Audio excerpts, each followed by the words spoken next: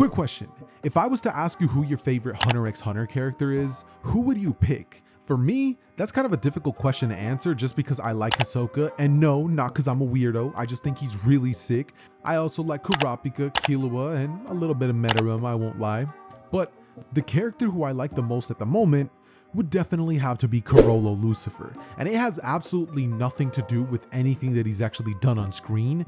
It just has more to do with how sick his character design, the ability to copy people's techniques, and the fact that the dude is literally the leader of the fandom troop. Like, it doesn't get more badass than that. So I decided, hey, let me make a what if about the guy. And the more I thought about making one for MHA, it just didn't make much sense. But when I plopped that ability into Naruto, all of a sudden I had a very fun story on my hands. So ladies and gentlemen, if you guys go on to enjoy today's video, then be sure to leave a like down below, seeing as it helps the video do so much better in the algorithm, especially since videos haven't exactly been doing that well lately, and it would actually mean the world to me. But with that said, leave down below in the comments who your favorite Hunter x Hunter character is, and with that being said, enjoy. All right, ladies and gentlemen, before I begin this story, I just quickly have to say today is Father's Day, so my entire family's home, and you might be able to hear a little bit of background noise. They're not exactly going to be too quiet today, but I hope that I'm able to edit it out and it's not much of a problem. Anyways, today's video, what if Naruto was Chrollos Reincarnation? Now, I'm not gonna lie to you guys, the only reason that I'm doing this video is because I just recently rewatched the Hunter x Hunter, what was it, that one, like the spiders in the Phantom Troop section, where I got to see Chrollo fight against the Zoldyck 2 dudes, and dude, just it's literally just all about his character design. I don't know what it is, the suit, the freaking sick slick back hair look that he has going on. The dude just looks like an incredible character. So as I was sitting here, I was like, what video should I make that isn't a commission? I was like, man, let me drop a little Chrollo video. So here it is for you guys. However, I do want to quickly say that this is not going to be like a perfect Chrollo one-to-one copy. He's not going to be having Nen, just because, dude, the thought of having to actually give Naruto Nen is already giving me a headache. I tried watching Chrollo's powers explained, Nen explained before this, and the more that I did, I was just sitting there getting angrier and angrier because I hate the Nen power system. It's so hard for me to understand. Like, it's cool, don't get me wrong, but I just don't get it, right? I just don't get it at all. So anyways, with all my yapping out of the way, it's completely been like 2 minutes and I still have yet to start the story. I just quickly want to start getting into it with Naruto's background. So I kind of scripted out like the beginning, like what, 10 minutes of this video. So the rest of it's kind of just going to be free rolled. But anyways, in this timeline, everything is pretty much going to be remaining the same with a young, impoverished Naruto. Now, I'm not going to be saying that he doesn't have enough to eat, but I mean, he's definitely not rich by any means. He lives in a little apartment. He's a child, so of course he doesn't know how to manage his money. And this would mean that oftentimes Naruto would essentially end up having no money and no real way to eat anything other than ramen. But the thing with this version of Naruto is that he liked the finer things in life. Naruto enjoyed being able to get himself a nice little steak. You know what I mean? He liked going out to that all-you-can-eat barbecue places. Naruto didn't have a poor palate when it came to his taste buds. So as Naruto would pretty much get older, Naruto would decide that if he wants to eat good, he's probably gonna have to go get his own food or make some money some way. But even if he tried to go out there and fish, he wasn't really a fan of fish. Like, it was all right, but he didn't exactly feel like eating some fish and gutting it himself. So Naruto quickly scrapped that idea. Then after, he was like, all right, well, maybe I'll get a job. But unfortunately for him, being the age that he was at, he was, not exactly the best candidate for a job. Plus, having the Nine-Tails Jinchuriki work at your shop or your restaurant or wherever it was that Naruto would try would probably not garner positive attention. So the job idea was completely out. So Naruto was pretty much left with no other choice but, well, become a thief. One day, as Naruto had finished all his supplies for the month, Naruto would be sitting there and his stomach would start to grumble. So, as Naruto would walk through the village trying to ignore his hunger, this is when he just couldn't resist a local bakery shop owner who had a bunch of different things out, and Naruto seeing this, the dude got drawn in on some Looney Tunes type timing. Like his nose smelt it and the dude started floating towards the pie. It'd be in this moment that Naruto, seeing it, just couldn't resist and snags the pie. He turns the corner, and after eating it in the alleyway in the dark, Naruto felt so full, and there was just some feeling of, like, I don't know, he just felt happy at the fact that he took it from someone else. It didn't cost him anything, and it instantly gave him that instant gratification feeling. The dopamine rush was there. So with Naruto feeling this, he would think to himself, maybe he could just do that more often. No one saw him, and no one's going to be missing that pie. So that's exactly what Naruto would start doing. Naruto would start off small by stealing a couple of things from different shop owners, and some people would start to have mistrust issues of Naruto. Now obviously people already didn't like him, so it's not like Naruto had a problem with stealing from these people. They weren't exactly his #1 fans, and it's not like to him stealing was going to be making things any worse considering they already hated him. So as Naruto would wander the village, every now and then Naruto would make his way, see a shop owner selling some fruit, and wanting to take a bite of an apple, Naruto just walks past, quickly snags it and puts it into his pocket, and walks by as though nothing had happened. But it'd be on one occasion that as Naruto would make his way towards a shop owner, he would actually end up stealing from a weaponsmith. Naruto, seeing a really cool looking kunai, would snag it. However, unfortunately for him, the shop owner, knowing that that was his most expensive piece at the time, noting that that had happened, would say, "Jashin, Korin," which are pretty much the sons of both of his sons. They would rush at the direction of Naruto, saying, "Give it back here, you damn nine-tailed brat," as they would pretty much end up calling him a thief. And as people would watch Naruto run throughout the village, they would start to realize that Naruto is a thief. This is when 2 and 2 would finally click, and a lot of people would start to realize that those things that they've been noticing being stolen has probably all been thanks to that damn Nine-Tails Jinchuriki. So this doesn't exactly help Naruto's case at all. So as Naruto would be running, trying to get away with this thing, eventually the 2 boys who were already Genin level, no Chunin level ninja, they were older, let's say 16, 18 respectively, they would corner Naruto, and Naruto, being cornered, would look at them saying, wait, here, I'll give it back, I'm sorry. But the 2 boys would have smirks on their faces. They would proceed to beat the young boy up. Nothing crazy, not like in my other videos where they dang near kill the kid, but they beat him up. You know what I mean? Naruto looks like he got jumped. So after, Naruto, having, a pulped up face thanks to the fact that he just took a bunch of blows to it, would end up pretty much just walking out of that alleyway, holding onto his arm, his face, and his cheek. He would make his way home, to which he would end up icing himself, and as he would sit there thinking to himself, he would realize that he needs to get better at thieving, or at least be smarter when it comes to it. He didn't even realize that that kunai that he had tried to steal was that expensive or valuable. He would go on to realize that he probably shouldn't steal like that, but if he is going to be a thief, he should learn how to be a ninja about it. After all, this is kind of a ninja world, so Naruto should learn some things or two about it. So what Naruto would pretty much end up doing is actually making his way towards the Hidden Leaf Library. Once he would arrive there, Naruto would ask the librarian if there's any books on stealth or ninjas and stuff like that. And so she would go on to pretty much point to Naruto to a different section of the store.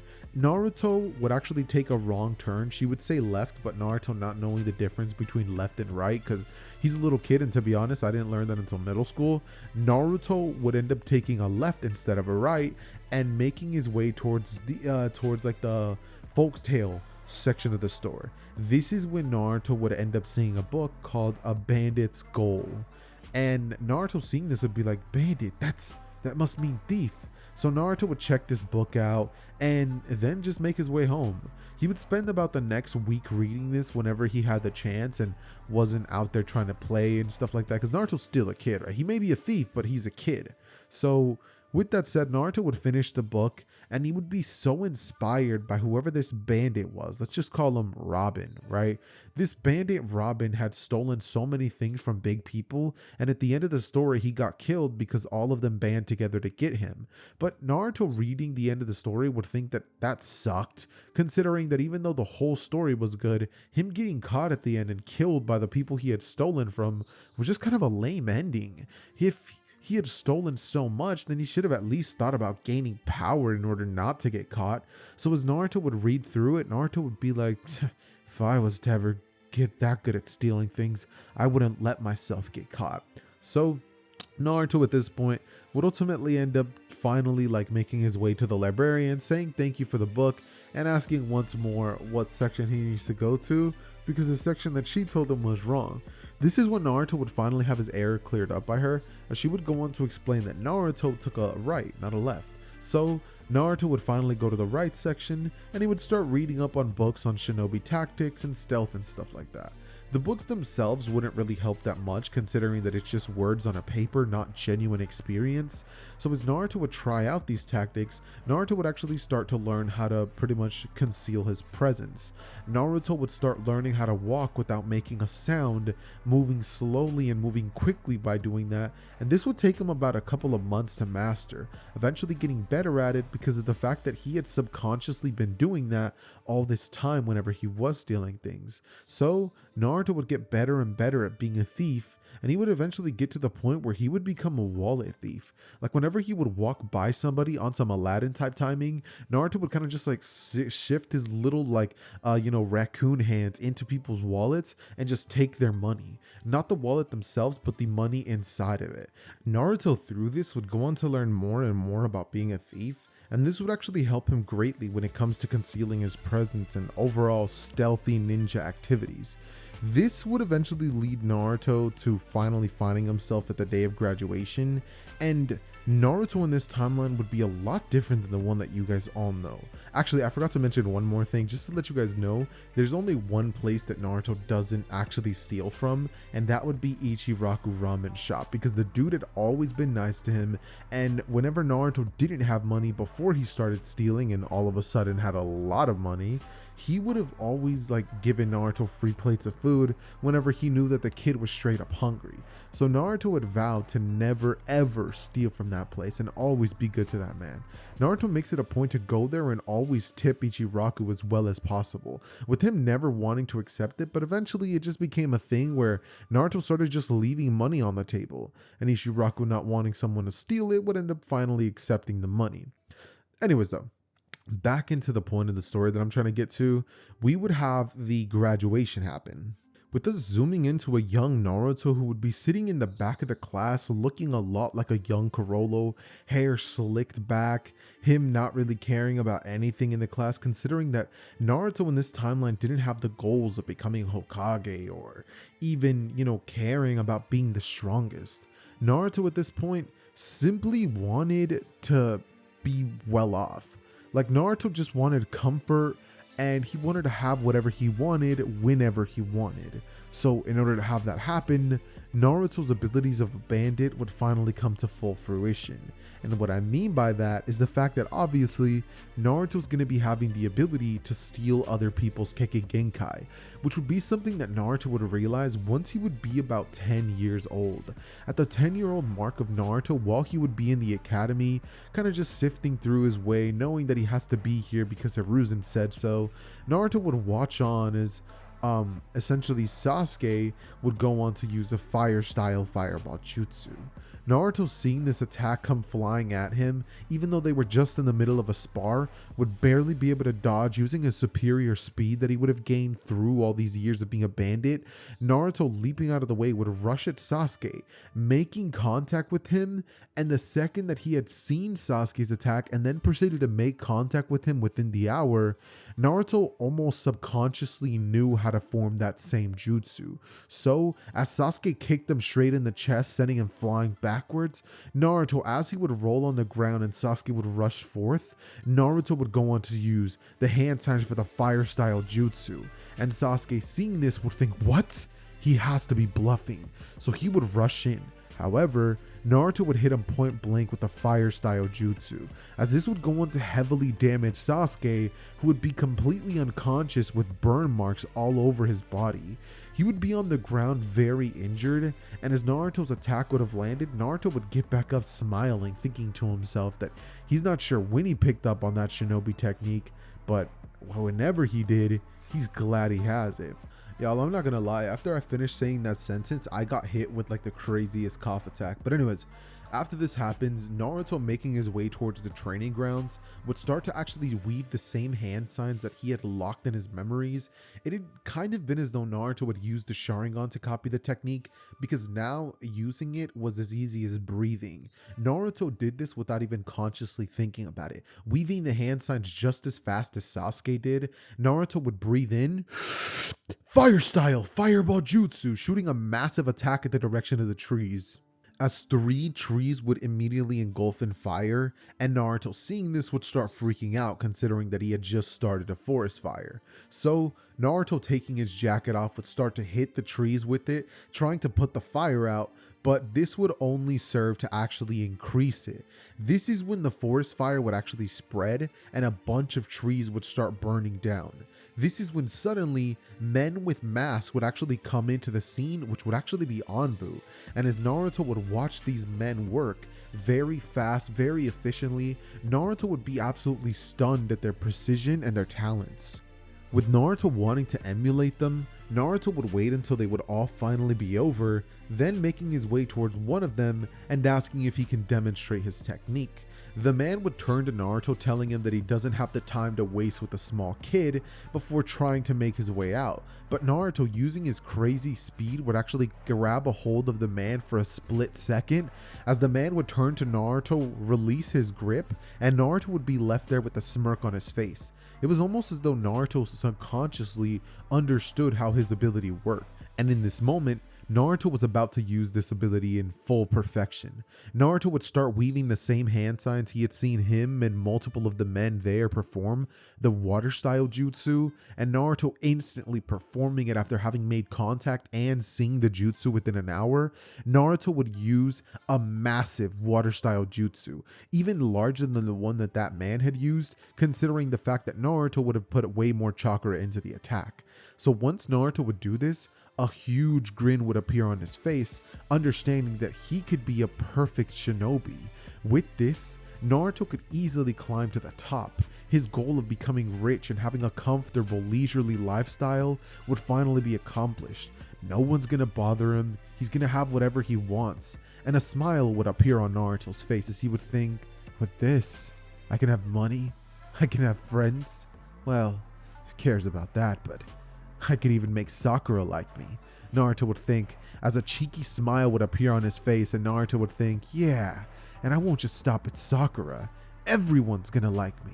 Naruto would start smiling like crazy, as he would simply look at his hands and think to himself that in a ninja world, and especially the academy, there's a lot of talents he's gonna be able to take from his classmates. So Naruto would return to the academy, and he would spend the remainder of the years that he has there pretty much just taking as many techniques as he possibly can. The one person that it was always kind of hard to do it to was Sasuke, considering that he hated whenever Naruto would come up to him and pat him on the back or try to make contact with him.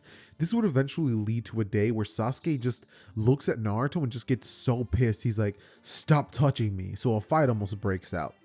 But Naruto, knowing that his goal isn't exactly to beat up Sasuke, would kind of just back up, being like, alright, sure, not caring, considering the fact that Naruto knows that if they were to actually fight, Naruto would crush Sasuke so unbelievably bad, because Naruto at this point already has mastered or has control of Shikamaru's shadow possession techniques, Shino's bug jutsus, Kiba's, wolf fang over fang technique. Wait, no, he still didn't have that until the Chunin exam, so not that.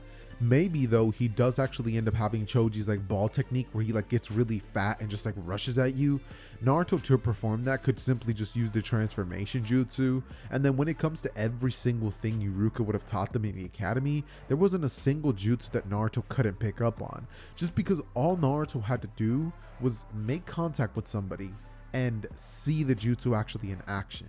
That's all the requirements that Naruto needed in order to actually have his copy ability work. So with that being said, Naruto over the course of these last couple of years would have pretty much ended up developing into a nonchalant, not caring about anything, just let me do me, you do you, and I'm gonna get to my bag kind of character, in the sense, is kind of what he becomes.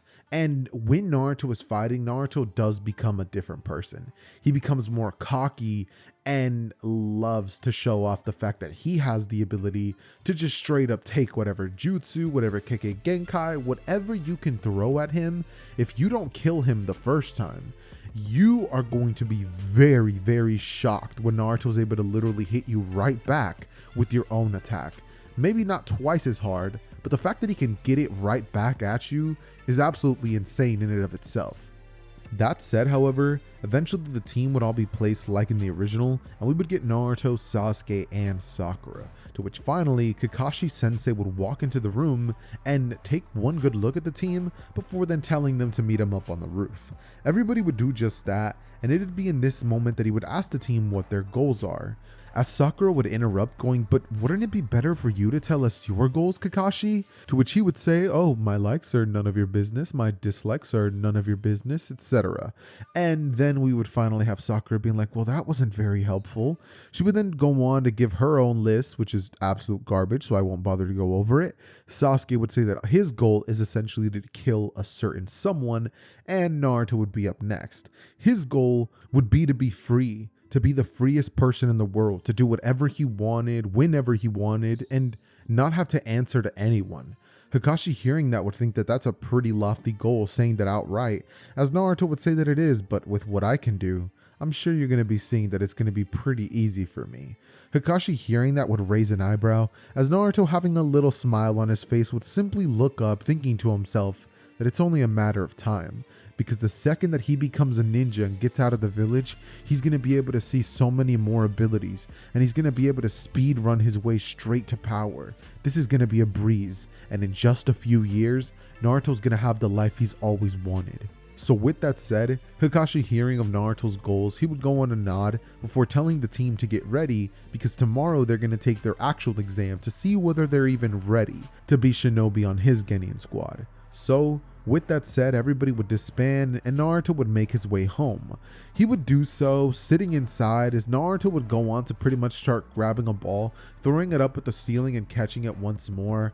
Naruto doing this about 100 times would then get up, as being super bored, Naruto would decide that he feels like going to take something that isn't his. A smile would creep on his face, seeing as at this point, Naruto definitely has developed a bit of a disorder, in the sense that if Naruto isn't stealing something within a specific time frame, Naruto genuinely starts getting an itch, which is just kind of dumb to say, but it literally is true.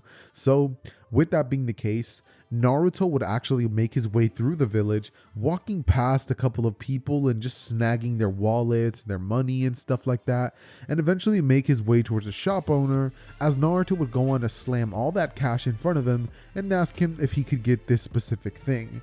After buying it, Naruto would walk away having taken another thing also, and not even paid the full price for the first object, as Naruto would have a smile on his face. As the shopkeeper would count the money, he would think, "Hey, you're short," but Naruto would be completely gone, as the man would simply think, "Damn Nine-Tails brat, all those shop owners were right about him. There's something iffy about that boy." As Naruto would smile, eating both of these things, Naruto would simply sit there on the top of the 4th Hokage monument, as looking over the village, Naruto would pretty much lean back, thinking to himself that he could maybe one day get used to this view. Maybe his house should be on top of a mountain like this. In fact, maybe he should make all of Konoha his possession. But as Naruto would think this, he would then look up, thinking to himself, "Nah, I'd rather start something of my own. Plus, if I stay in this village, they're always going to try to order me around, and that's the last thing I want. Maybe I should arm a team, someone who can do my bidding for me. Maybe a team, someone who could steal things for me, get things for me, and kill people I don't like. Well, what would it even be called?" Naruto would think. He would sigh as he would ponder this, going, Phantom. The Phantom Troop would be kind of cool. Naruto would smile thinking about this name, going on to pretty much realize that one day that goal will become a reality. But for now, Naruto might as well head home. So getting up, Naruto would make his way towards his house, as he would sleep the night off, and the very next day, Naruto would make his way towards the testing grounds Kakashi had told him about. Naruto standing there would look at the direction of Sasuke, who was currently scowling at him, turn to Sakura, who was just completely in awe of Sasuke, as Naruto would smile, thinking that someday he was going to steal Sakura from him just for the thrill of it. Naruto doesn't even like her anymore, because at the end of the day, the more that he grew, the more his likes changed. But Naruto still wants to have her, just as what he thinks a collectible. Naruto would be sitting there as he would close his eyes, and eventually Kakashi would end up arriving. Once there, he would start explaining the rules of the bell test, as everybody hearing all this would then wait for Kakashi's orders. Suddenly, he would say 3, 2, 1. Begin. And before you knew it, they were off. Naruto would have concealed his presence so well that he would appear behind Kakashi, stunning him, who at the last second was barely able to dodge Naruto's attacks thanks to the fact that he had had so much experience facing off against people who literally could turn invisible and do things of that sort. So him narrowly dodging Naruto's attack would actually lead it to actually piercing through his makeout tactics book. The book would fall down to the ground as Naruto would apologize for that before then weaving hand signs for a massive fire style jutsu.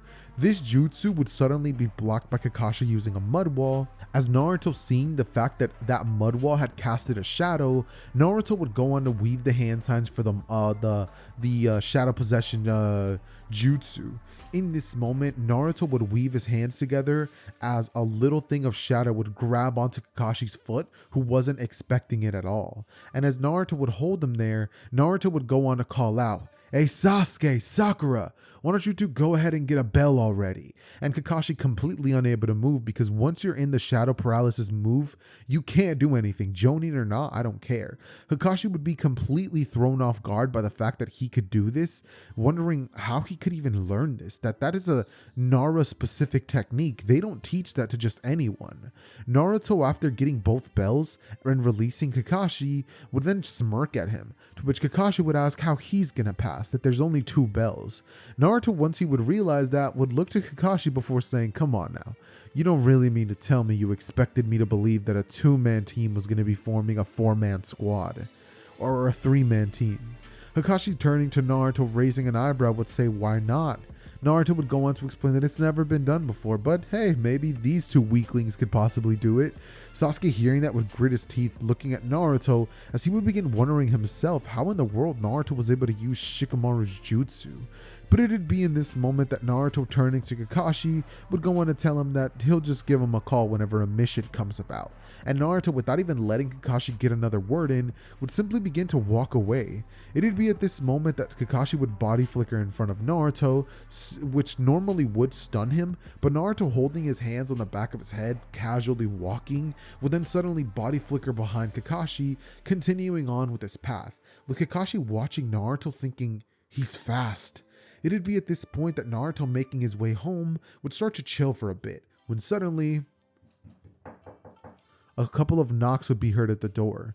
Naruto would go to answer it, wondering who that was, and seeing Kakashi there, letting him in, would ask what he wants. Kakashi would go on to tell Naruto that he wanted to talk to him, as he would give Naruto his iconic eye smile, and Naruto would say, "Sure, come inside."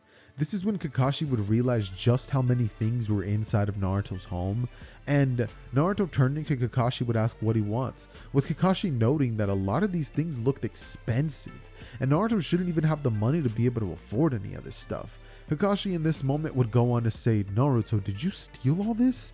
To which Naruto would smile, going, "Pretty badass, right?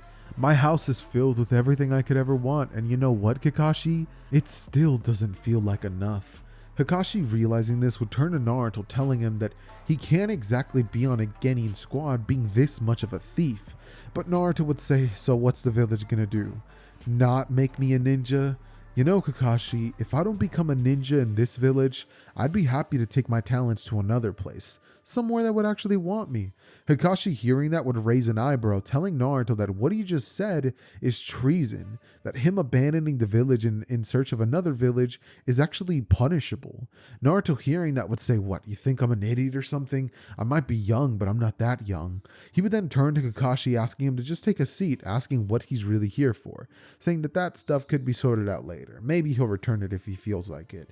But Kakashi, turning to Naruto, would go on to ask him, how exactly exactly he was able to perform that jutsu of his. Naruto at this point would smile as he would go on to look at Kakashi in confusion, saying, "What? You mean that you're Kakashi of the Sharingan, the copy ninja, and you haven't put two and two together, realizing how I copied their abilities?" Kakashi hearing this would say, "What? There's no way that you shouldn't be able to do that. That's not something that you can just watch and do." But Naruto would go on to say, "You saw it happen. I possess a strange, let's call it Keke Genkai. I can steal people's abilities, but I don't really feel like explaining how I do so because it's better for a ninja to keep some things close to his chest." Kakashi hearing this would nod, telling him that that's fine, that he understands that, but he would go on to ask Naruto how much he can copy, to which Naruto would say that that's for him to know and for Kakashi to find out as time goes on. Kakashi would look at Naruto, realizing that he definitely is a bit too cocky for his age, as he would go on to look at Naruto and raise his headband, showing him his Sharingan. Naruto in this moment, catching a glimpse of a dojutsu, would look at Kakashi in anticipation, and Kakashi knowing that Naruto was about to definitely give some telltale sign as to how he actually takes abilities, would watch on as Naruto would ask Kakashi if he could examine that eye. He would get up close and personal, and suddenly Naruto would fake stumbling, making contact with Kakashi. Naruto in this moment would sit back down as he would have two Sharingan in each eye, not one, but two, the entire Mangekyo set. Or not the Mangekyo set, but the Sharingan set. He hasn't seen the Mangekyo set, so he can't copy that ability. But anyways, staring back at Kakashi with red eyes, Kakashi would be stunned as he would realize in his own head how he did that. He touched him after seeing it once, and that's all it took. Kakashi, taking note of this but not wanting to make it obvious, would then pretty much tell Naruto that that's impressive, going on to pretty much tell him that that's all he really wanted to know. Naruto then, at this point, would look at Kakashi as he would then say before he would leave the building, "You figured it out, didn't ya?" As Kakashi, turning to Naruto, would smile, say that of course he did. Naruto at this point would go on to tell Kakashi not to go blabbing to people about it, considering that it is a trump card. He understands. Copy ninja to copy ninja. Kakashi would walk out and he would think about how impressive his abilities are. He would think that if Naruto isn't on this village's side, then they're in for a rude awakening, because that boy has the potential to become the strongest ninja that has ever existed.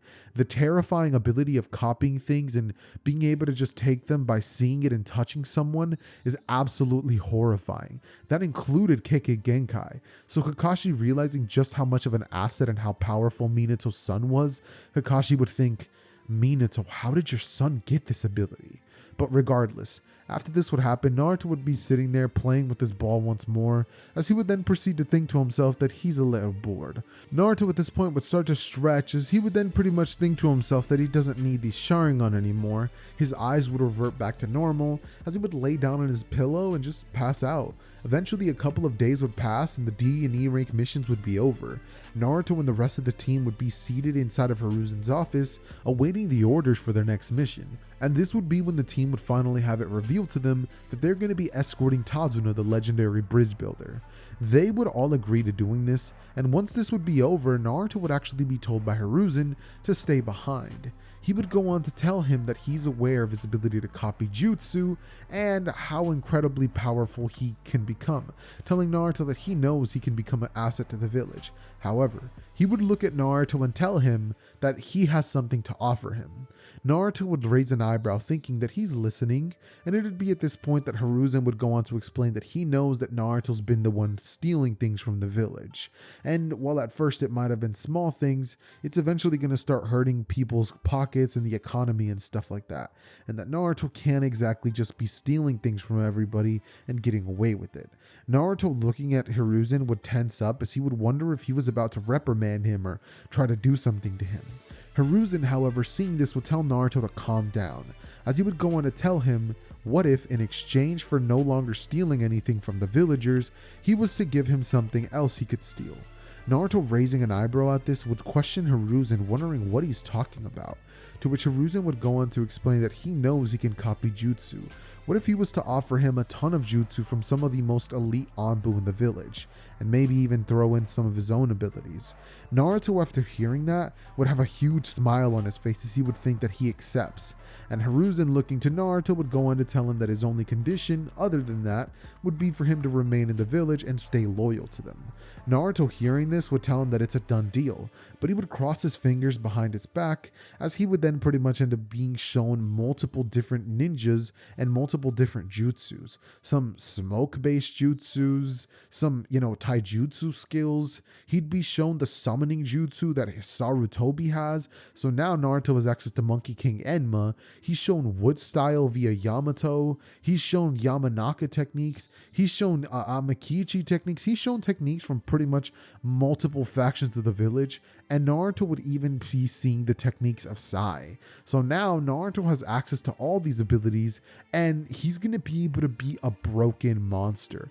At this point in the story, safe to say, Naruto's already easily Jonin level, and starting to approach that tier of Kakashi-esque ninja, where he's going to start to be known as the copy ninja himself, considering that Naruto now has over like 500 jutsus at his disposal.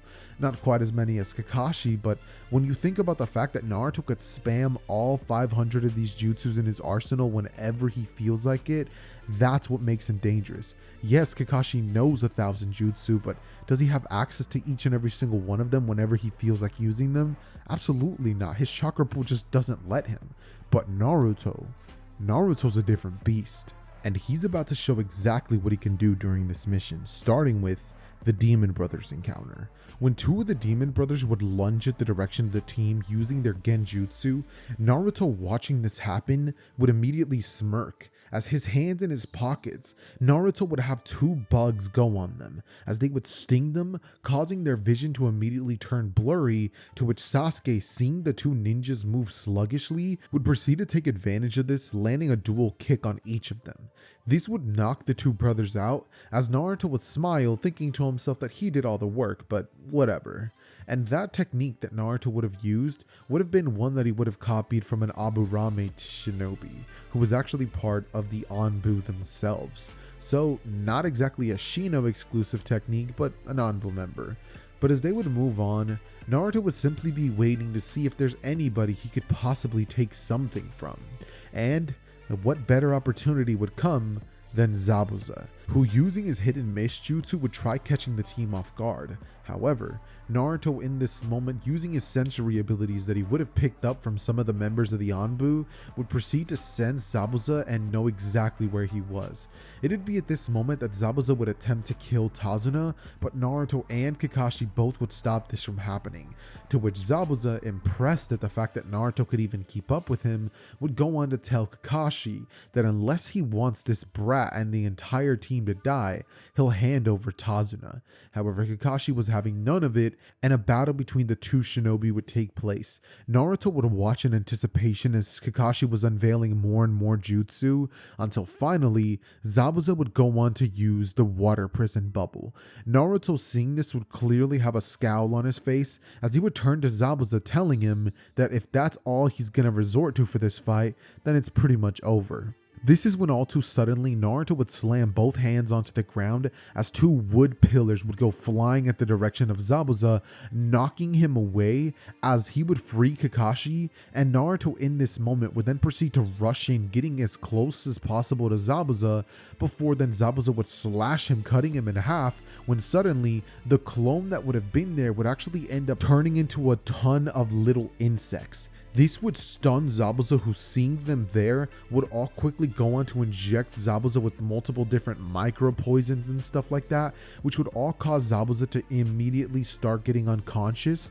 But before this could happen, Naruto would make contact with Zabuza as he would smirk, knowing that now he has every single ability that Zabuza would have used up to this point. This is when all too suddenly a couple of Senbon needles would come flying at the direction of Zabuza, and as he would go on to explain that he's a mist-tracking ninja, Naruto would say, if you are a mist-tracking ninja, then dispose of the body now.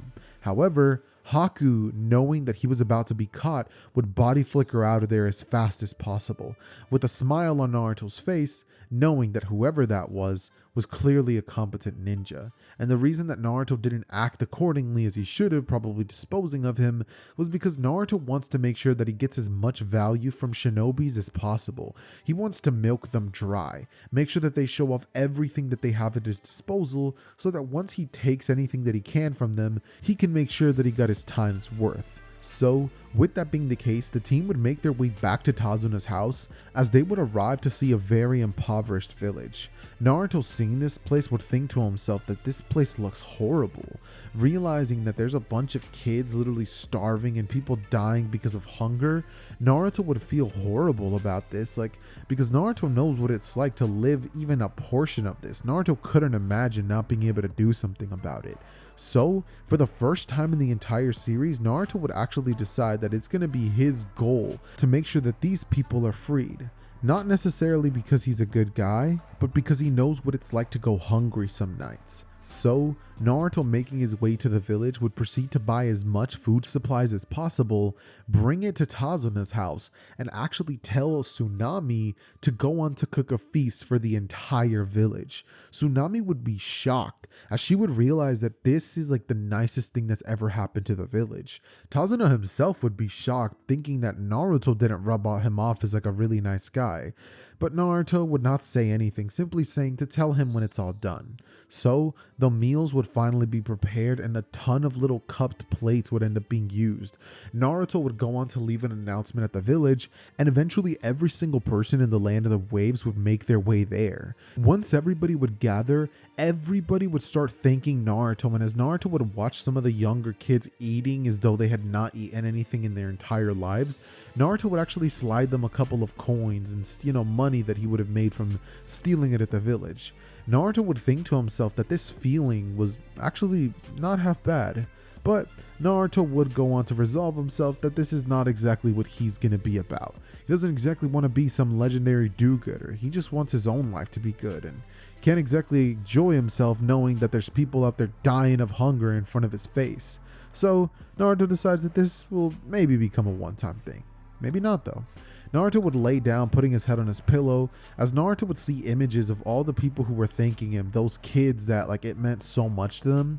And as Naruto would try to close his eyes, Naruto would eventually just walk out of the house, just going on for a leisurely walk in the middle of the night, as he would start to, have these thoughts come up in his head of maybe this is what I'm supposed to do, give back to the people like that bandit.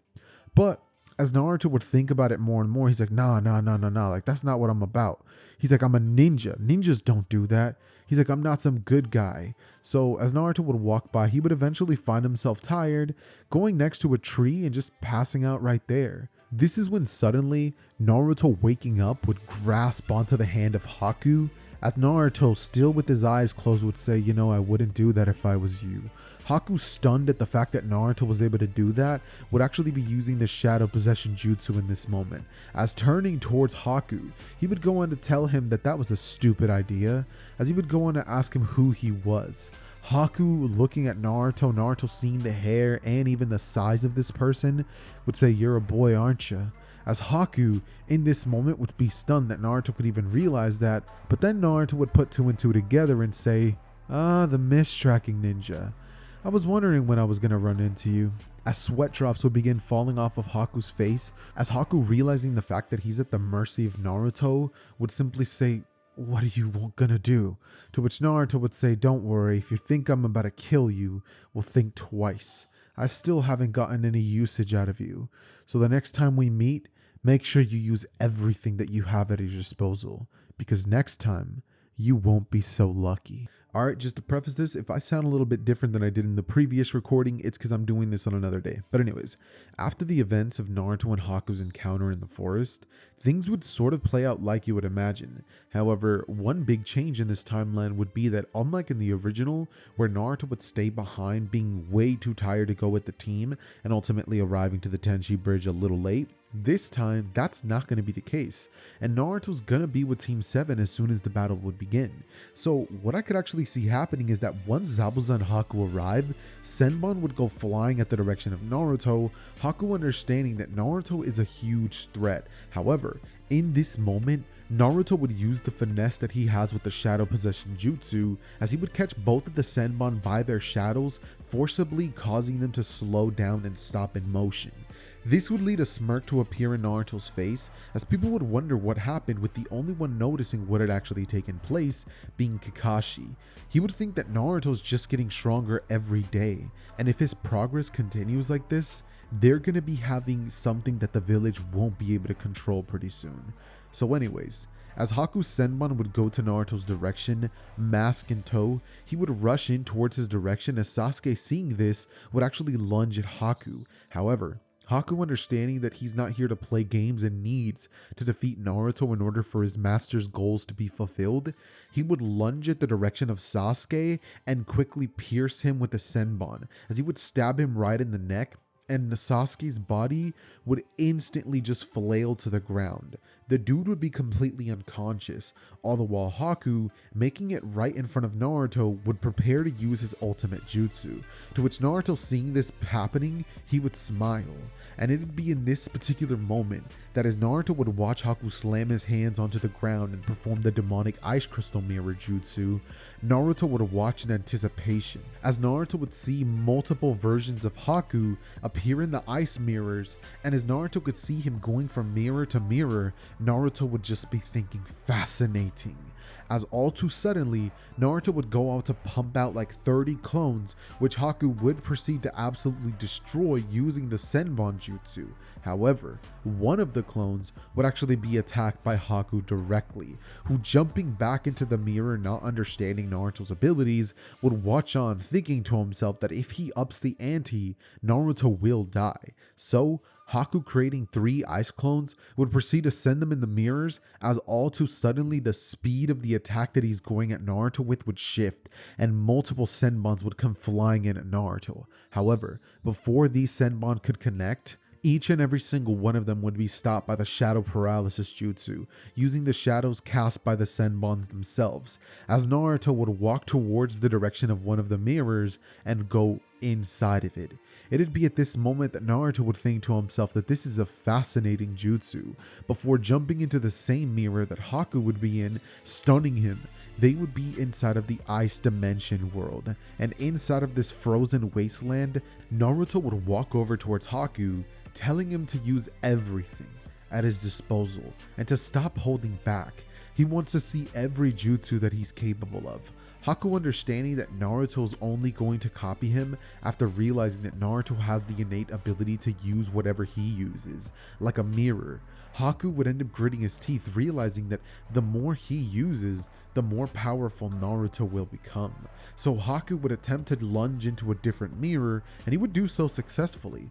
But it'd be at this point that Naruto, creating multiple clones, would have them fill up every single mirror, as Naruto goes on to explain to Haku that the ice clones are very useful. He can already think of a new idea for them, as Haku, seeing that Naruto was able to copy this jutsu, would start thinking of what to do next. But it'd be at this point that one of the clones would get closer to Haku, and as Haku would destroy it, it would turn into ice, actually freezing a small section of Haku's body.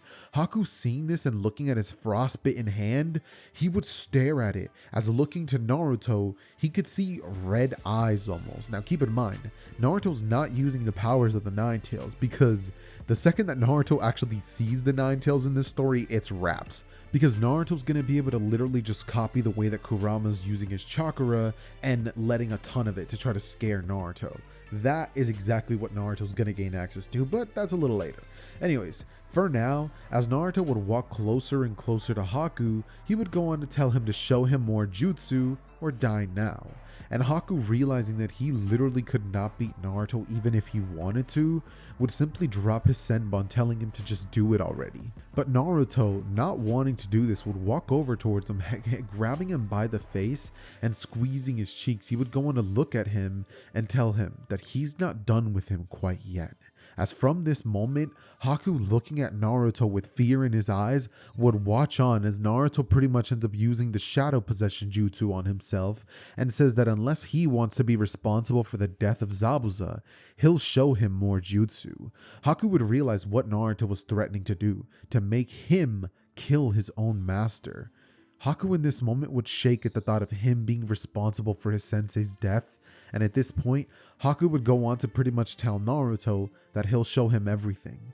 So for the following next minute, and it's not like minutes are passing in the real world, this is only in their dimension, Naruto would go on to see everything that Haku could feasibly do with his Ice Keke Genkai. Ice clones, which once they're destroyed, they're actually able to turn the person who destroyed them into ice, or at least specific sections, depending on how much chakra was imbued into them. Ice swords, which Haku could definitely conjure up, considering Ice Senbon was another, the demonic ice crystal mirror, an ice dragon Keke Genkai. Pretty much everything that you would think that the Ice Keke Genkai should have been used for is what Naruto would end up taking.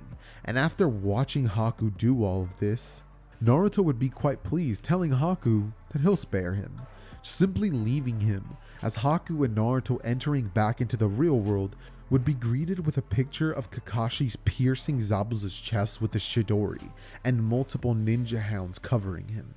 It'd be at this point that Haku, seeing this, would have his bloodlust boil to the surface, as turning to Naruto and staring at him in the eye, this would force Haku to kind of calm down for a second, kind of like if you're pissed at someone but you know you can't do anything about it kind of scene. That's what would end up taking place, and it'd be in this moment that Gato and his men would arrive. So Haku, knowing that it's Gato's fault that they took this mission in the first place, would be pissed at him, who would make fun at the dead body of Zabuza on the ground. And so, Haku, rushing in the direction of every single one of those members, would proceed to slaughter them all. Until finally, Gato would say, "Wait! We have your grandson and your daughter captured, and unless you never want to see them again, then I suggest you let me go." And so, it'd be in that moment that Haku, rushing at Gato, not caring about that at all considering he didn't know them, would go in to kill him. But all too suddenly, the shadow paralysis jutsu would hold on to him. To which Naruto would go on to look at Gato and ask why in the world he should be concerned with people who don't do anything for him. To which Gato's eyes would open and he would go on to tell him that he's bargaining with the wrong chips, as he would then pretty much unfreeze Haku, and Haku in an instant would proceed to drive an ice sword into Gato's stomach. This would cause shards of ice to shoot out from the back of Gato as he would fall into the river, and Naruto, seeing this, would start to laugh. He would then turn towards the direction of Sasuke, as he would realize that unless he goes over to help him, he's gonna die soon. He would grab onto the body of Sasuke, closing his eyes, and perform the flying Raijin jutsu, with this being one of the many jutsu that Naruto would have taken from Hiruzen after he and a bunch of his Anbu shinobi would have shown him a multitude of the jutsus they know. And we know that the exam proctor, I believe his name is Genma, is actually one of the characters capable of actually using the flying Raijin. So with that being said, Naruto would teleport Sasuke back to the village, as he would go on to receive immediate care, all the while Kakashi and Sakura, who were left behind, would be forced to go back to the village alone.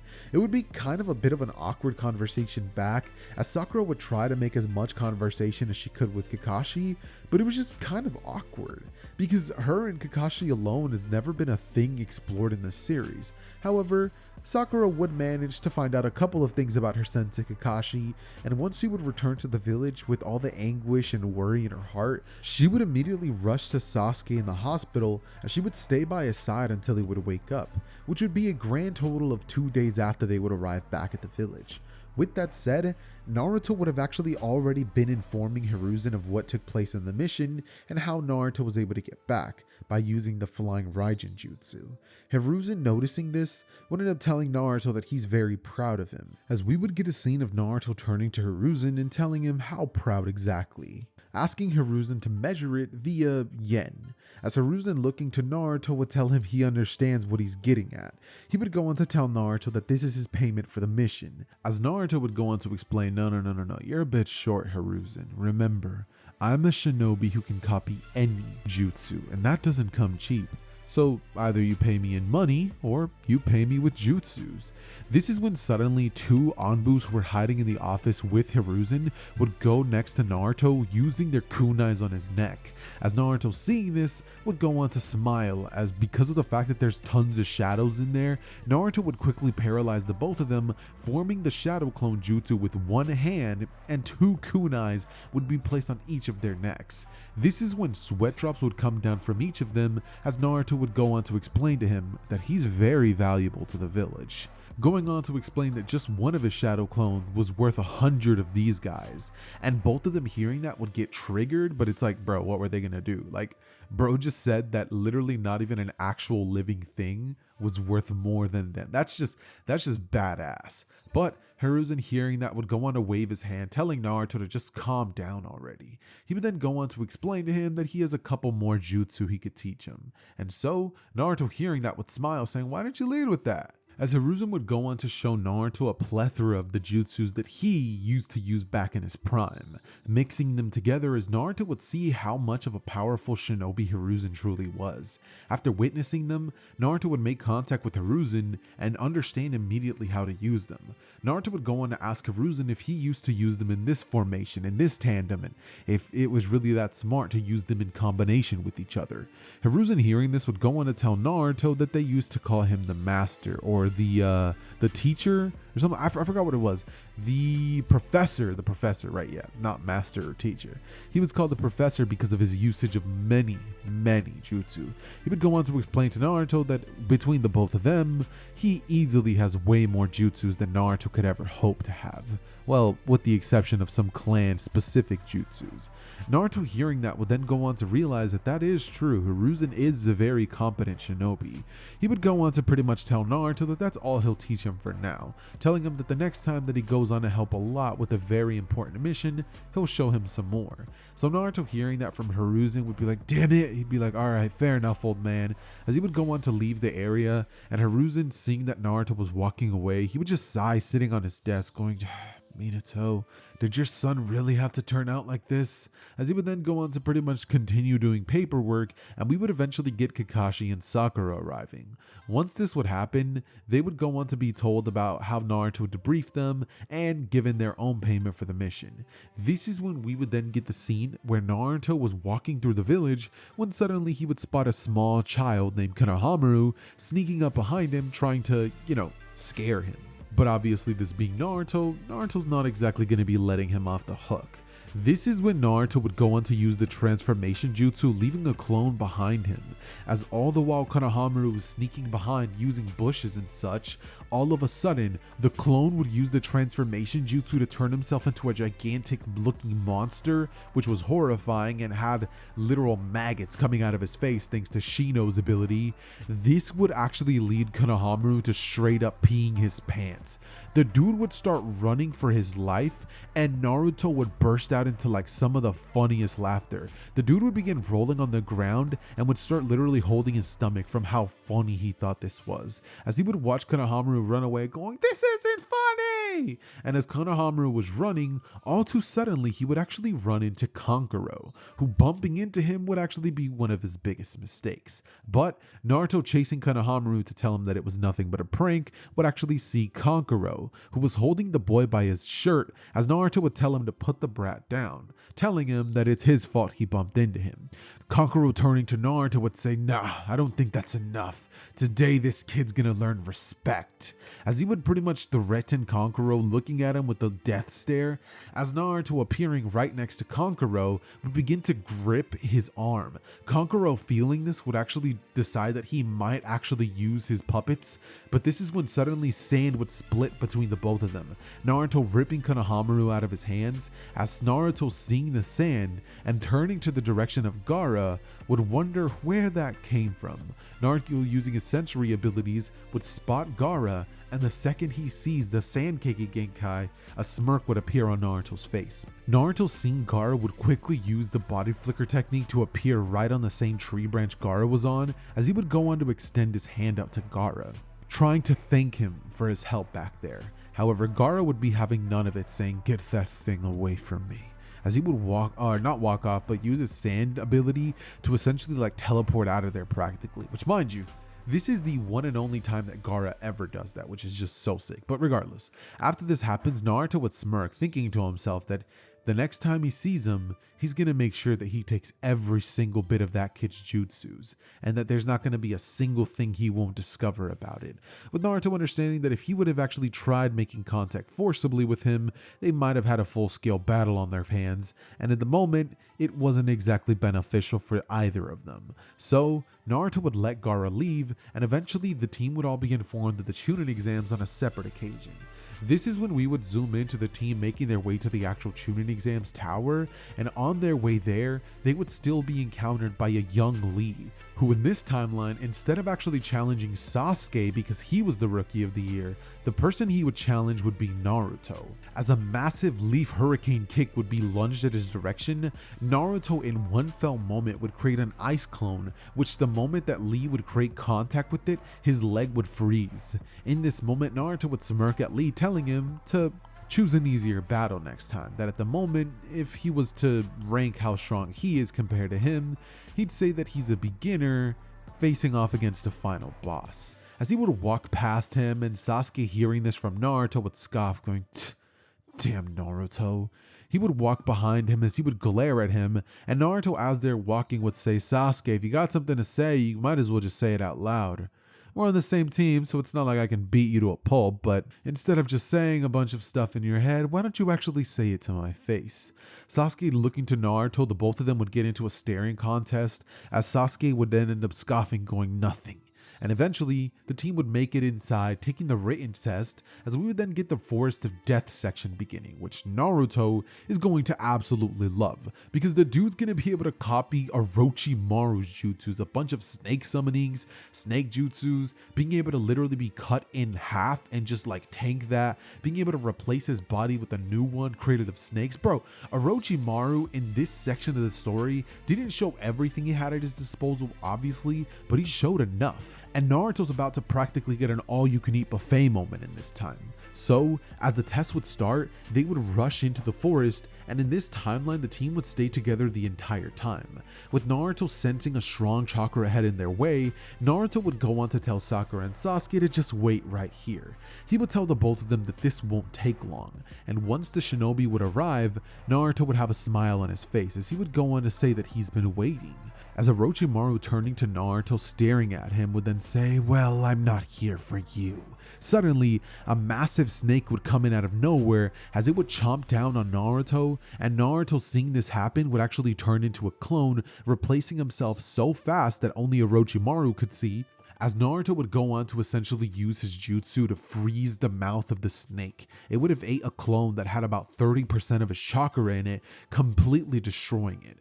After it would be destroyed, Naruto would appear on a separate tree branch from Orochimaru, as he would be sitting down on it, going on to ask him who exactly he is, as he would tell him to cut the act, saying that there's no way a Genin possesses those levels of chakra, or that killer intent. In this moment, Orochimaru would go on to smirk, as appearing right next to Naruto, he would go on to tell him that he's a special Genin, licking Naruto's cheek, to which Naruto looking at Orochimaru, the both of them locking eyes. Naruto would then go on to pretty much push Orochimaru off of him, not even in like a disrespectful manner, as he would go on to say, "Sorry, but I don't kiss on the first date." He would then look at Orochimaru with a smirk, as Orochimaru would say, My, aren't you a lively one?" It'd be in this moment that Orochimaru, weaving hand signs behind his back with one hand, would go on to shoot multiple snakes at Naruto, which Naruto, seeing this, would smile. He would then go on to use a jutsu against Orochimaru, sending an ice dragon at him, which Orochimaru, seeing an ice Kikigin-kai attack coming at him, would be stunned. He would go on to tell Naruto that he's impressive. He would, however, use his very own gigantic snake summon to destroy it. Naruto, seeing the snake summon, would smile, as all too suddenly, Naruto would smirk, saying that they can go summon for summon. He would then summon Monkey King Enma, as arriving with his giant adamantian staff, he would go on to extend it at Orochimaru, saying, "Orochimaru, how dare you show your face back in the village?" And so, Naruto and Monkey King Enma would begin facing off against Orochimaru, who, seeing that the boy was clearly trained by Hiruzen, would start to understand why he has such a plethora of jutsu. But it'd be in this moment that Naruto would go on to use even the Shadow Paralysis jutsu to stun Orochimaru, leading Monkey King Enma to landing an attack which would ultimately kill him. However, in this moment, Orochimaru would go on to body swap instantly and proceed to appear right next to Naruto. Naruto, seeing this, would watch on as Orochimaru would attempt to bite on him on his neck, leaving the curse mark. However, when he would do this, he would go on to freeze his mouth, covering it with frostbite, as Orochimaru would end up pretty much like regrowing his head using his weird little snake jutsu that he has, as coming out looking as though he had just shed his old skin. Naruto would tell him that that's an incredible jutsu. He would lunge in, going in as fast as he possibly can as he would face off against Orochimaru, and Orochimaru in this moment would tell Naruto that he's dead. He would go on to slam his fist into Naruto's stomach, and Naruto would smirk, all the while being sent back, as Monkey King Enma, catching Naruto mid-air, would watch on as Naruto in this moment, weaving the same hand signs Orochimaru has, would return the jutsu back even more potent than Orochimaru's was. Orochimaru in this moment, seeing these snakes flying at him, would smirk as he would proceed to actually use a mud prison jutsu, trapping each and every single one of them, as turning to Naruto he would say, "You can copy jutsus, can't you? And all you have to do is see them once. You're interesting." He would then pretty much end up telling Naruto that he must have his body. And in this moment, Orochimaru, weaving some hand signs, would have 3 coffins appear. This would be the first, the second, and the 4th Hokage. And as all 3 of them would come out, and Naruto would watch him go on to use the jutsu which allows him to reanimate people, the reanimation jutsu, Naruto would smile, thinking that he must have that jutsu. He would then proceed to speed blitz towards Orochimaru, trying to land an attack, but this is when the 4th Hokage, Minato, landing a Rasengan straight on Naruto's stomach, would send him flying, pretty much causing a massive explosion, as Naruto would shed his skin just like Orochimaru, telling him thanks for the neat trick. Suddenly, 1,000 Naruto clones would appear out of nowhere, as each one of them would begin spamming snake jutsus, wind jutsus, fire style, water style, mud style, ice style, wind style, lightning style jutsus, and all those attacks would go rushing at the direction of the 1st and 2nd Hokage. The 1st would go on to pretty much create so much wood that this would cause all of the attacks to be stopped in their tracks, as Naruto, realizing that this is the perfect opportunity to take jutsus from previous Kage, would watch on as attacks would be sent at him via Tobirama, using a water jutsu. Naruto, rushing in towards his direction and making contact with him, stealing the jutsu for himself, would go on to perform it. However, before he could formulate the final hand sign, Minato would land a kick on him, flying Raijin right next to him, as Naruto, being sent flying back, would then be rushed at once again, as the kunai marker placed on Naruto would be used once more to teleport straight to him.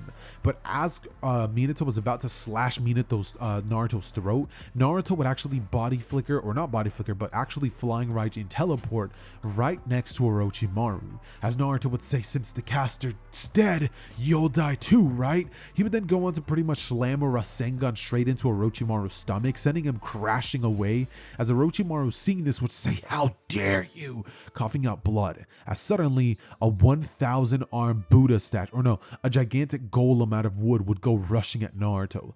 This massive wood, clashing with him, would go on to lead Naruto to using 20 clones, which all in tandem, using the Ice Kick Genkai, would proceed to actually shoot 10 ice dragons at it, barely matching one of its punches. Naruto in this moment would appear right onto Minato's markings that he would have left behind, as teleporting to each and every single one, Naruto would start to actually make contact with each Hokage, as Naruto would create thousands of clones, forcing them all to face off against each other.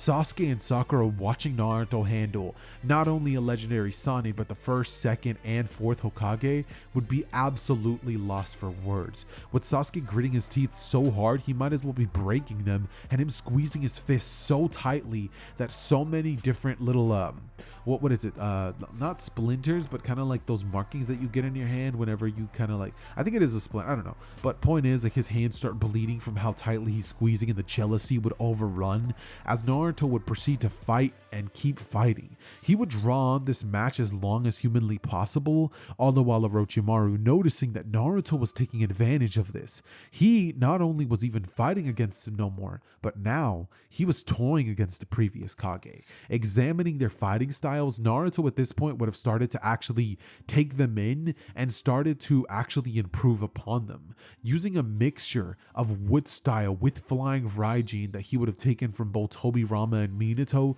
Rasengans and wood style jutsus that Hashirama would use to try to capture him. Naruto, gaining access to all of the abilities of every previous Kage, would proceed to finally be done with them, as Naruto in this moment would use a wood prison jutsu to trap all three Hokage, before then Minato, teleporting behind him once more in an attempt to kill him, would smile at Naruto. He would then be hit by a massive Rasengan that would destroy every bit and piece of Minato's body. It'd be at this moment that Naruto, turning towards the direction of Orochimaru, would go on to essentially tell him that this battle is over. As Orochimaru, seeing that Naruto genuinely had him cornered completely, would simply be left with no other options rather than retreating. But Naruto in this moment, not having any of it, having placed a flying Raijin marking on Orochimaru back there, would teleport straight to his location, as he would go on to ask him where he was going, noting that they were having tons of fun. Orochimaru, looking to Naruto, would stare at him with fear, saying, "Stay back!" as he would transform into his gigantic white snake form, trying to intimidate Naruto. But Naruto would simply tell him that that's just another jutsu to add to the pile. He would then smirk before his arm would turn into multiple snakes, and they would all go flying to the direction of Orochimaru's gigantic kaiju form. Then, as Naruto would have used that as a diversion, randomly from behind him, Naruto would go on to essentially create a clone, transforming it into Hashirama, and then using his abilities, the wood style jutsu, to create a wood golem. And this golem would absolutely devastate Orochimaru, destroying him and beating him into the ground.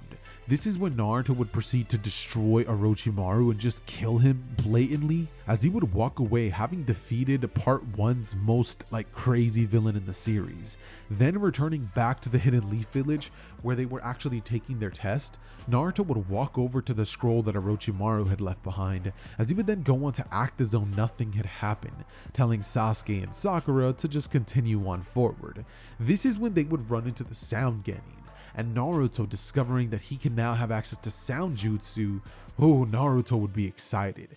These can definitely come in handy. So, trapping all three of them in a wood prison which could actually sap all their chakra, giving it to Naruto, Naruto would simply just smile, as he knows that there's not a person in this damn village or the world that's ever gonna be too much of a threat for him.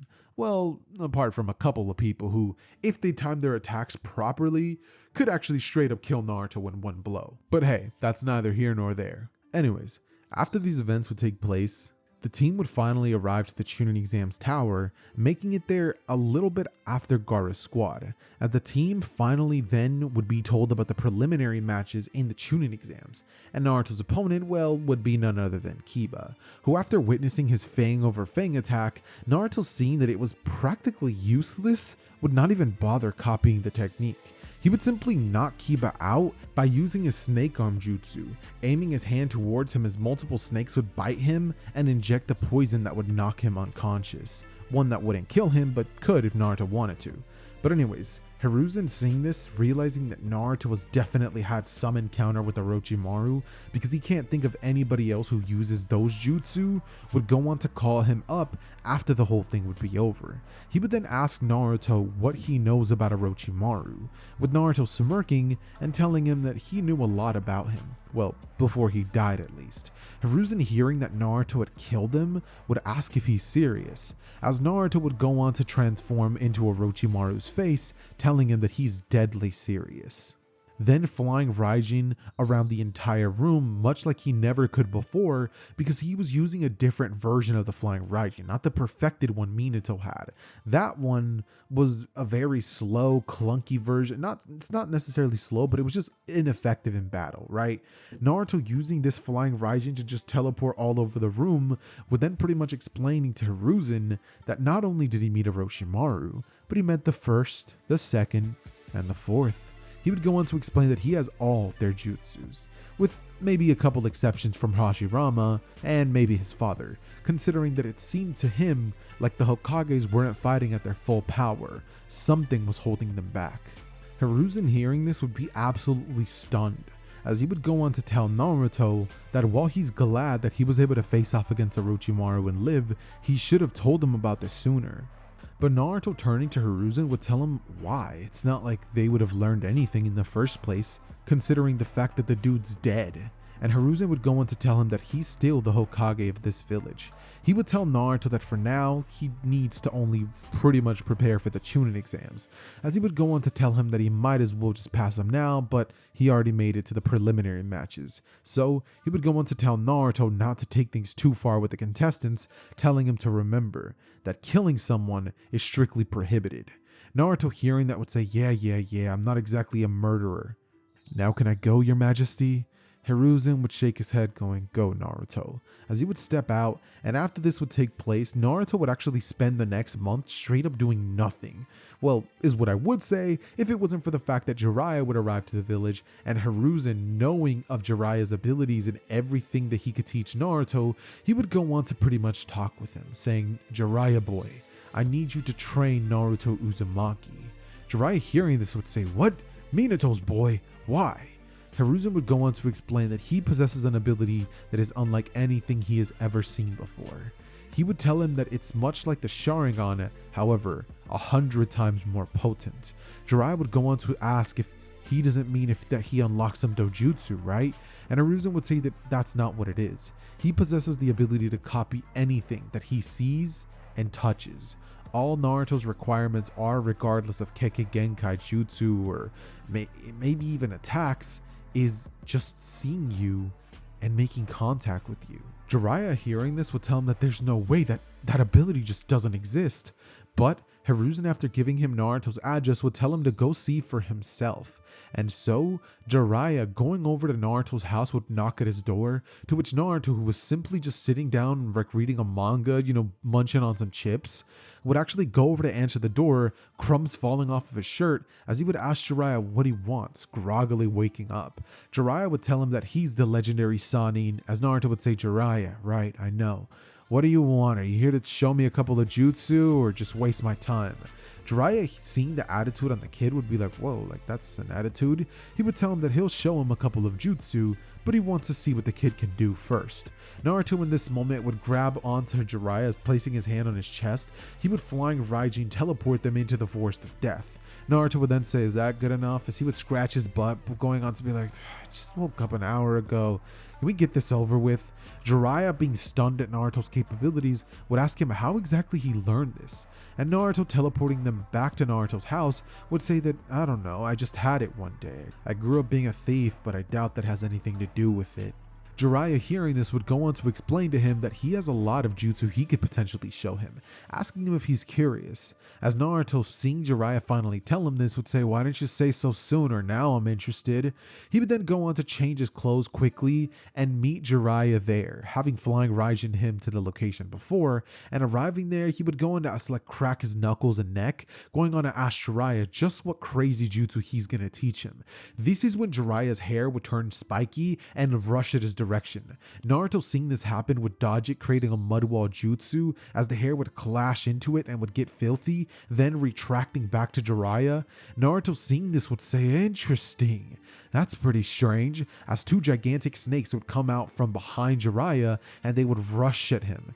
This would lead the legendary Sani to creating an oil like fire jutsu, as he would destroy both snakes, burning them in the background, to which Naruto in this moment would have pretty much breached the gap between them, making contact with Jiraiya, as his own hair would actually attack Jiraiya, sending him flying.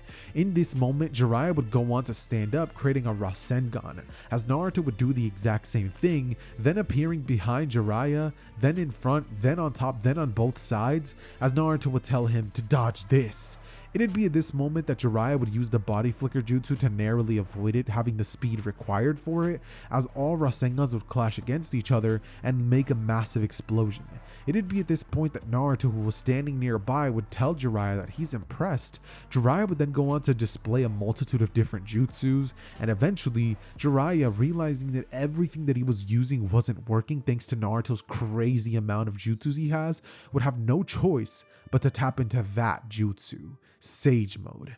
Activating that ability, Naruto, seeing Jiraiya's in perfect Sage Mode with both toads, would realize that that is something that he would definitely love to see. And staring at one of the toads that would be on Jiraiya's shoulders, Naruto, copying his ability of Sage Mode, would actually rush to Jiraiya, using the flying Raijin to, for a split second, make contact in tandem with a sound jutsu that he would use to completely catch Jiraiya off guard, a sound genjutsu. This would lead him to fall down onto the ground, as Ma and Pa would both be touched by Naruto, who the second he would touch the ground would open his eyes, showing Sage Mode. Naruto showing them this would stun the both of them, as they would both go on to say that this boy, he must be the child of prophecy. And Jiraiya, staring at Naruto, would think that he has to be, right? No one should have access to that many jutsus or that ability. But Naruto he's a genius. For the following next 2 days, Jiraiya would show him every single jutsu he has at his disposal. And it would only take that long because it's not like he could just spam jutsus over and over and over and over and over and over without getting tired. So that would be the one thing holding him back. After this would take place, Naruto would eventually find himself in the match against Neji, as the second that everything would begin, Naruto would have some of Shino's bug crawl up on Neji, as prior to him even activating the Byakugan and using his 360-degree vision, the bug would actually paralyze Neji, with this paralyzation effect actually lasting an entire 24 hours. With Neji being completely stuck in place, Naruto would walk over towards him, telling him that fate decided he was a loser today, knocking him over and walking off, as the proctor, deciding that Neji was unable to fight, would call the match in Naruto's favor. Naruto at this moment would make his way back to the stands, as he would simply tap his fingers, waiting for his final opponent, knowing that the next match was Sasuke versus Gaara, which he simply couldn't wait to watch, considering the fact that the second that either match was done, he was gonna flying Raijin to them, making contact and taking every single sweet jutsu they used.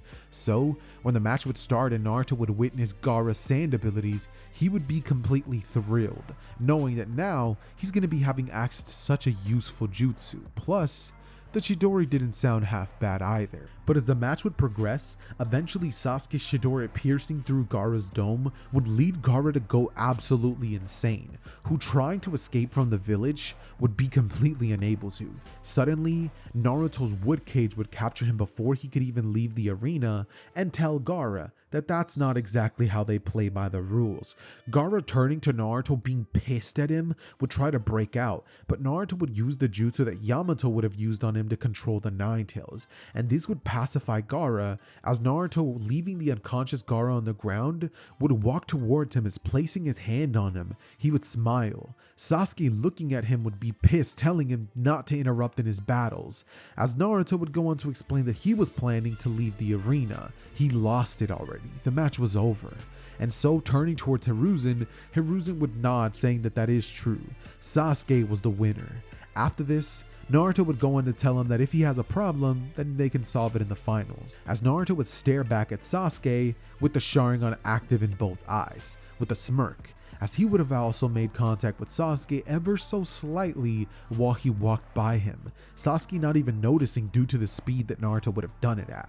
But now Naruto had access to it too, Tomoe's Sharingan in each eye respectively, which Naruto would be using in the finals, which for the first time in actually I think all of my what ifs if anything, Naruto and Sasuke's match would begin, and the moment it would happen, Naruto would smirk looking up at the stands, knowing that this is his moment to finally show everyone just how strong he truly is. This is when Naruto, in tandem with his Sharingan, would awaken Sage Mode, as the match would immediately stop and Hiruzen would say, "Naruto Uzumaki, you failed." Naruto hearing this would be like, "What? What do you mean I failed?" Just kidding, that's not what happens. I thought it would be kind of funny to throw that in there, but no. What really actually takes place is that the second that the match would start, Sasuke would rush at Naruto trying to land attacks, but Naruto would simply dodge and weave, avoiding each and every single taijutsu strike, as Naruto, reading him like a book thanks to his Sharingan, would eventually switch eyes, using Neji's Kiki Genkai, as using the gentle fist style that he would have copied from Neji after his Rock Lee fight, which he also, mind you, has access to the gates, would actually proceed to start destroying Sasuke, blocking and dodging all of his attacks, using the gates in tandem with Neji's abilities. Every single Kage in person present watching Naruto fight would be completely shocked, with Hiyashi Hyuga seeing that the boy has access to the Byakugan would be pissed. He did not like the fact that some outsider to the clan was able to use his dojutsu. So, after the Chunin exams would be over and Sasuke's defeat would be very well executed, he would go to Hiruzen and pretty much tell him that if Naruto wants to have access to that he needs to have the seal that every Hyuga has placed on their foreheads. However, Hiruzen would tell Hiyashi that that's just not happening, that Naruto is the greatest asset to the Leaf Village and he's not about to ruin that by forcing some weird, thing on his head. So Hiyashi, being pissed, would try to take matters into his own hand, sending Hyuga members after Naruto, which Naruto would quickly dispose of, having had no issues with them.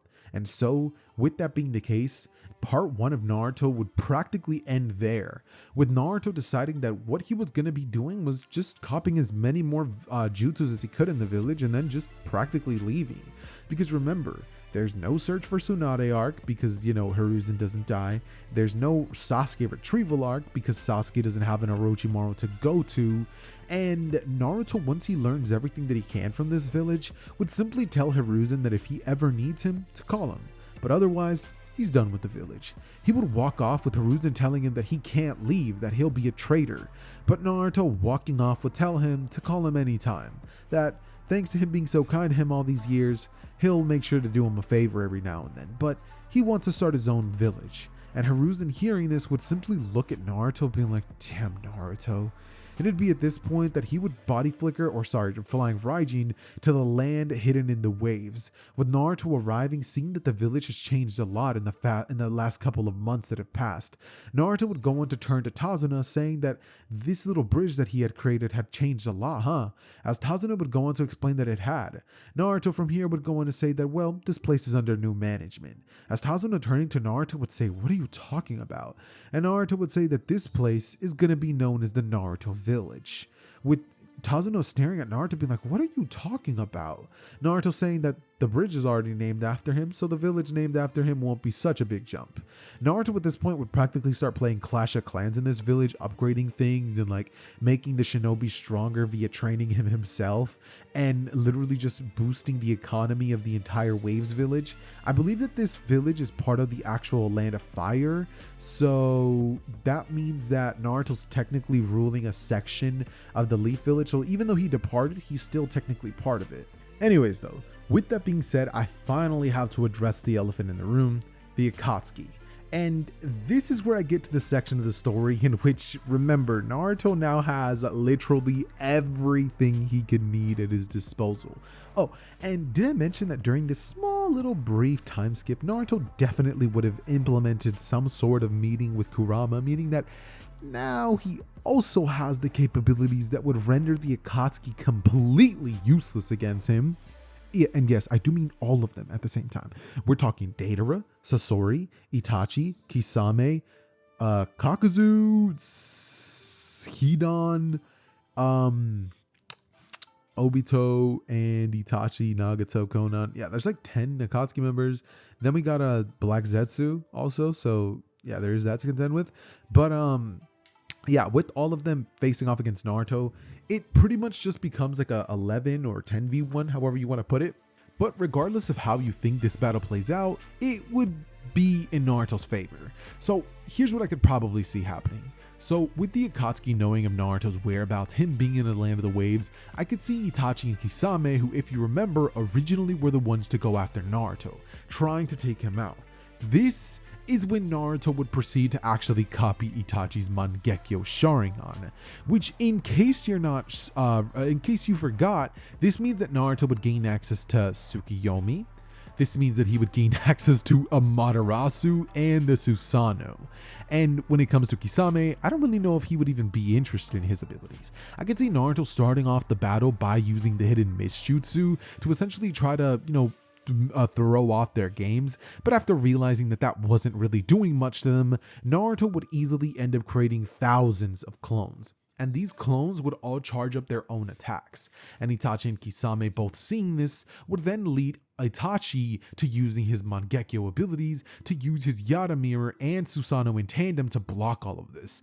This attack, however, would be far more powerful than Kirin ever was, and thanks to that, Naruto would actually be able to destroy his Susanoo completely. Or at least every single part of it that wasn't the Yara Mirror, the indestructible mirror that reflects attacks at him. So with that being the case, Naruto would actually be able to destroy the mirror and make contact with Itachi and Kisame. This would lead him to now having a Mangekyo ability and a tailed beast inside of him that could break him out of Genjutsu to destroy Itachi and Kisame, meaning that Sasuke's whole life goal of defeating his big brother was now finally over. And with Itachi and Kisame's squad being taken out, there's just no way that Obito's not going to be like, alright, clearly all of us need to go. So the rest of the Akatsuki would go forth. And this would lead to a horrible match. Because once Deidara would probably see that they're not doing much against him and that Naruto was about to kill him, Deidara losing his mind would potentially end up suiciding Bomb, which means that it kills tons of the people in the village, but it also means that he's going to be killing a lot, and I do mean a lot of Akatsuki members. At least 3 of them die. Hidan, Kakazu, and maybe even Sasori would be dead by this. Pain could potentially survive. No, actually the Paths of Pains could actually straight up die to that attack. I haven't really thought about that. Obito could phase out and maybe phase himself in like the Paths of Pain. Maybe he could save some people before the explosion would take place is what I'm thinking could happen. But all the while the explosion was happening, Naruto using his flying Raijin markers would teleport the people of the village away with some exceptions. So there would still be some deaths. And once everything would be cleared up, half of the Akatsuki would be taken care of. So now with Naruto having, seen Deidara and essentially copied his ability, Naruto would go on to threaten to use it with a clone to pretty much have the same exact power and potency, but not even have to risk his life. This would lead Obito to realizing that he needs like an instant kill move on Naruto. So working in tandem with the Paths of Pain, he would go on to essentially tell Pain to drag him in and suck his soul out. So that would be their plan. Obito would go in as a distraction, phase through his attack, still not having shown his full cards, and once Naruto would be in the grasp of the human path who can suck his soul out, they would be trying that.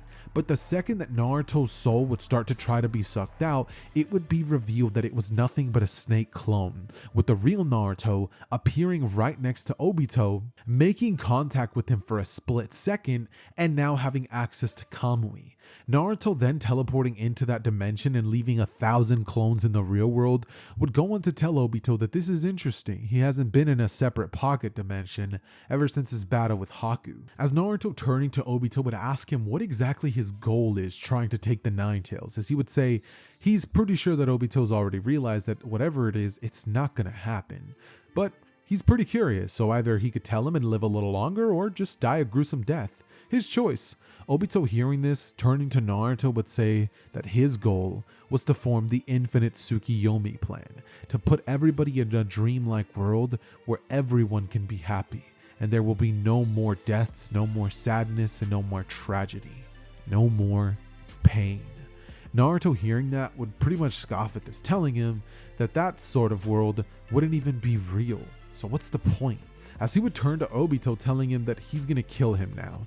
It'd be at this point that Naruto, using his Kamui ability, would phase right through an attack from Obito, using the attack that Obito has been using on people all his life, as Obito would then go on to hit the clone that was behind Naruto, freeze his hand in place, and because he couldn't teleport that thing back out because then it would be destroyed by a multi-attack that was coming from all thousands of these clones going on to absolutely destroy him, Naruto in this moment would create a wood-style 1,000-arm Buddha as clasp. It would go on to crush Obito like a mosquito. That's the picture I can paint for you guys. You guys ever like smack the mosquito straight out the air? That's what Naruto did to Obito. And after this, he would teleport back to the real world, basically making his way towards Nagato, the real one, and then taking his Rinnegan. And with that being said, ladies and gentlemen, that is where What If Naruto was Chrollos Reincarnation is going to be ending. Let me know what you guys thought about this story down below in the comments. Like the video and have a lovely day. Peace.